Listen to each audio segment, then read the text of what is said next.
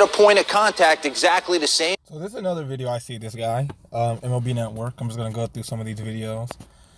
This one he's talking about 4 different hitters in the MLB and talking about how they're unique. I have yet to see this video, and I'm going to be honest about every point I see. So let's look at it together. But the way they go about it, the rhythm and timing, their load, how they want to get comfortable in the box is done completely differently. So before we dive into Mookie Betts and how he goes, he's more of the classic case. I want to talk about, I had a coach in the minor leagues, Franklin Ticket Stubbs. He's a first base coach. He was a first baseman for the Los Angeles Dodgers. And he always used to say in the low minor leagues when I was in Eugene, Oregon, you want to create rhythm and timing at the plate. So you want to almost sing a song to yourself. So me, 80s glam rock. Mine was Faithfully by Journey. So I would literally be in the box singing Steve Perry in my head, and it would calm me down. 40,000 people going crazy, and I'm sitting here going, Faithfully. So I wanted to dive in to Mookie Betts. Lock in on this. I don't know what song. So let's think about this, right?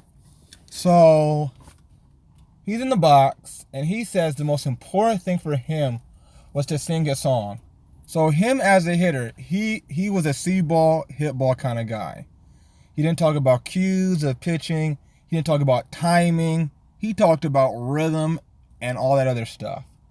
So for most people, you singing a song is not going to help you hit 90. Singing a song is not going to help you hit a curveball. It's not going to help you hit a good slider. So let's continue. He's singing in his head right now. It ain't that one. But pause it right there. Pause it. What I love about Mookie Betts is he's a dynamic athlete. He doesn't have to do too much to create whip appeal at the plate. He just said, out of all players in the league, Mookie Betts does not need to do too much to generate whip. What is he looking at? What is he looking at? Like, let's continue. Your classic case of kind of a nice little leg kick, weight on the inside half of the knee, kind of a little. We talk about Josh Donaldson. He talked about creating the rubber band effect. When this knee goes up, my hands are loading with it. And if you run it until foot strike, right here, Kapaba, pause. I mean, look at. He doesn't need to do much to generate whip. He's probably going to say something right now to basically nullify everything he just said. Listen. Look at the rubber band effect. He's walking away from his hands. You listen to a lot of the young hitters now.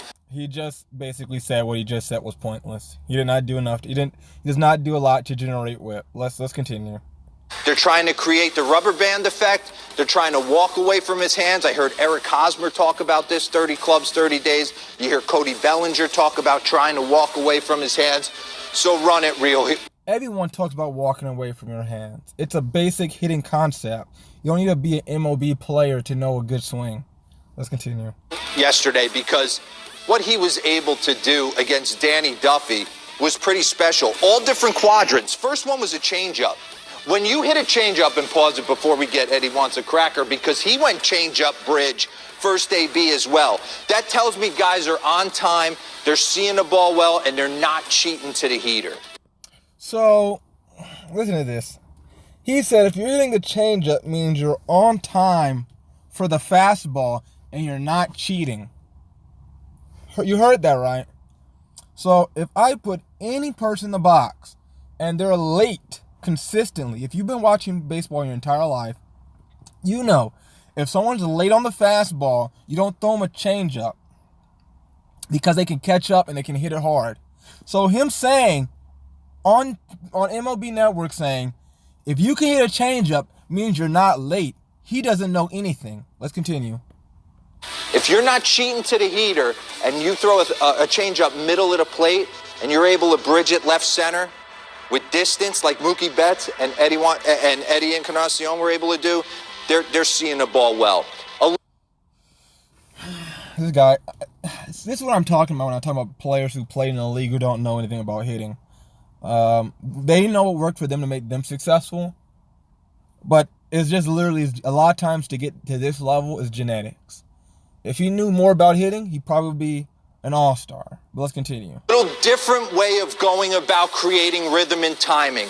I always used to be enamored with a guy like David Wright. It didn't seem like he was doing much with his hands. It was almost like he was loading his hips, and his hips were a catapult for getting him on time. His hips were a catapult to get him on time. Okay, let's continue. Similar when I played with Edwin. I said to myself in Toronto, this guy's an absolute beast. Averaged 39, 40 homers with 100-plus ribbies. He went to Cleveland last year on that big deal, and I was like, it was kind of quiet. For what I know Eddie can be, I looked down at the stats. He hit 37 and drove in north of 100. Not that quiet. He just didn't get going as quick as possible. Pretty much similar to this year, hitting still sub 200, but huge 3-homer game yesterday. Starts his hands a little bit lower, kind of chest high, and what he does is just creates rhythm and timing with a little rocking mechanism. Run it, Capalbo. Little rocking mechanism, and he creates the rubber band. Pause. And he gets what I love, and you'll hear me talk about this a lot. 3 years.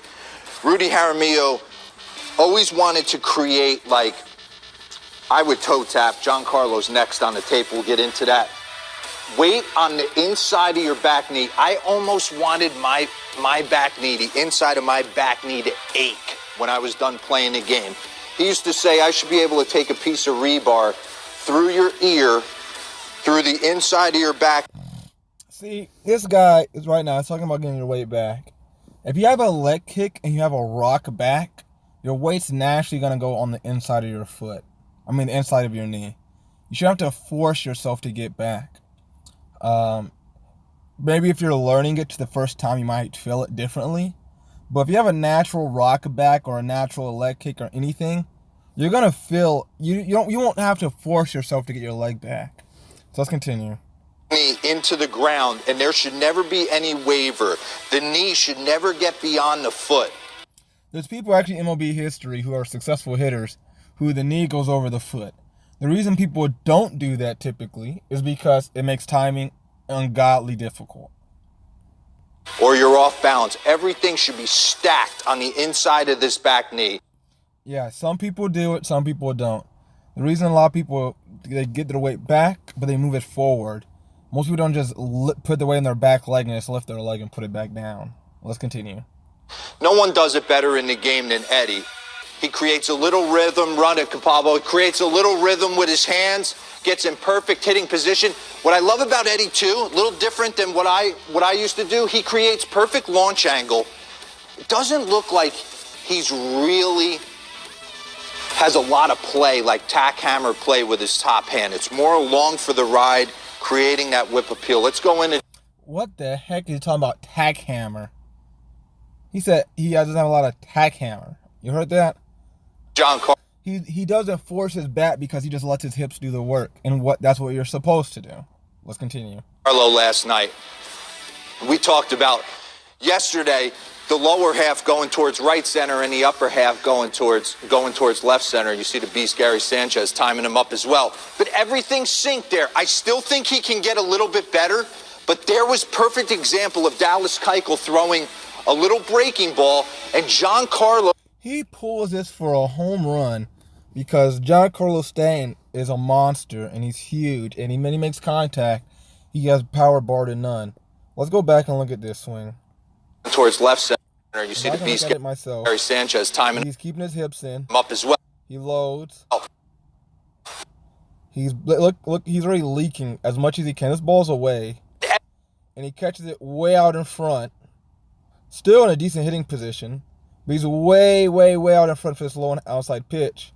You can see where the catcher set up, and he's able to pull it for a home run because he's a massive human being. This was not good timing. It was just that he was strong. For a lot of people, this is an out. Long for the ride, creating that whip appeal. Let's go. Going towards. Well, I'm looking at this guy right now. Towards left center, you see the beast Gary Sanchez time. Whip he's trying to get through this bat. And him up as well. On this swing right here, you can tell that this ball is low and away. The catcher misses low, and since this is what I was talking about. If you're really tall, you can actually pull outside pitches reasonably well because you just lean over the plate. his body lean over the plates a lot more than usual. But since he's so tall, he has more lean. He's able to hook this ball for a home run as a no-doubter. This is not necessarily a great timing. This is just literally, he has a long hitting zone, and he's a huge human being. Everything synced there. I still... Because you can tell how much he upper bodied that swing, because look where his body finished. It's not really good right there. You can tell that ball was away, and he kind of muscled it to get it over.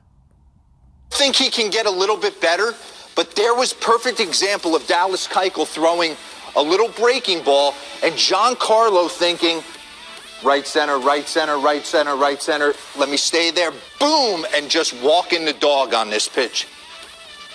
And just letting it eat and putting it in the Crawford boxes. He does it a little bit. Re-rack this real quick, because his timing mechanism is a toe tap. So take it back all the way to... Giancarlo Stanton, his biggest thing, he is a complete guess hitter. He decides to swing before his foot gets down, and that's why he does terrible in playoff series, because they know how to outsmart him. His gifts are limited to his eyes. And that's why he'll go on these crazy hot streaks when they throw him strikes. When they start throwing balls and he swings at it, he does terrible. So he's a very hot and cold hitter. Getting, if we can, Capalbo, because I want to show people it's a little jab step, a little toe tap. That's something I used to do. And the only reason he's doing that, in my opinion, the only reason he's doing it, or why I did it, was to feel the weight transfer to the inside of your back knee. Once you have to feel it. What do you mean feel the weight on your back leg? You just get your weight back and get balanced, and then you just swing.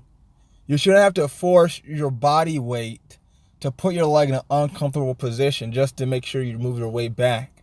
If I lift my right leg, all my weight's going to go on my left leg by default, because there's no other leg to put my weight on. So if you come off one of your legs and you step back, your weight's naturally going to go backwards. There's nothing to it. feel that, you know you're on time. If my head doesn't move, my hands are getting there, period. And he's one of the best in the business. By the way, he's going to walk into 40 homers in Yankee Stadium. But this guy, this is unbelievable. You want to talk about dancing at home plate? He's listening to a salsa. There's no journey happening right here. This is Wrigley Field. Run the tape. I don't even know. I mean, we got right, left there. Then we went left. Give it to me again, right. Give me a toe tap. And perfect. So I can probably guess what Arenado's thing is, that he probably had a tendency to be late a lot. So he always wants his body to stay in motion. So when he decides to go, he is going. A lot of people, it's very hard for them to stand at a complete standstill and start to fire. So people like Arenado, they want their body to be moving. They want to be rocking a little bit. And as soon as they make that decision to take that step back, very similar to like Barry Bonds. Again, right? Give me a toe. He's gonna put his arm down. He's gonna, push it down. He's gonna get out there. He has a very good base. He gets out there a lot, which is kind of remarkable for a guy his size. He's really big. And he's, very similar to Mookie. He gets out there a lot. He generates a lot of power. And he also keeps his hands in very good. His foot comes off the ground. Same thing. He really drives through the ball. He's a really good hitter. You want to talk about dancing at home plate? He's listening to a salsa. There's no journey happening right here. This is Wrigley Field. Run the tape. I don't even know. I mean, we got right, left there. Then we went left. Give it. And perfect hair and everything is on. I mean, he is feeling it right now. That's a little different. But it's, again, the guys like Paul Molitor, the guys that sat stagnant and could just hit from this position and go for that, mind-blowing to me. I don't think you can teach that. The kids at home, my son plays 8U travel. We're all in on it. Everyone approaches hitting differently. People approach hitting differently, but they're the same mechanics. All you people have to figure out for them is what makes you feel most comfortable to allow you to do your mechanics, and what allows you to maximize your timing and pitch recognition. And that's it. People like Mookie Betts can generate a lot of force, but most people can't do that while trying to make sure they make consistent contact. There's a balancing act. And these people can really push themselves over that edge because they have so much talent. A lot of guys can sit still and hit from being still. It's not super uncommon. Only thing is that a lot of people are late because they can't hit faster pitching. But it's nothing serious. From that age to the big leaguers, I don't think you can cookie cut it, but it's all about creating rhythm and timing. I just gave you 4 ways of going about it. So yeah, that was that video. Every time you tell something about someone, it was almost nonsensical or silly. And this is like this guy's big segment. So MLB Network.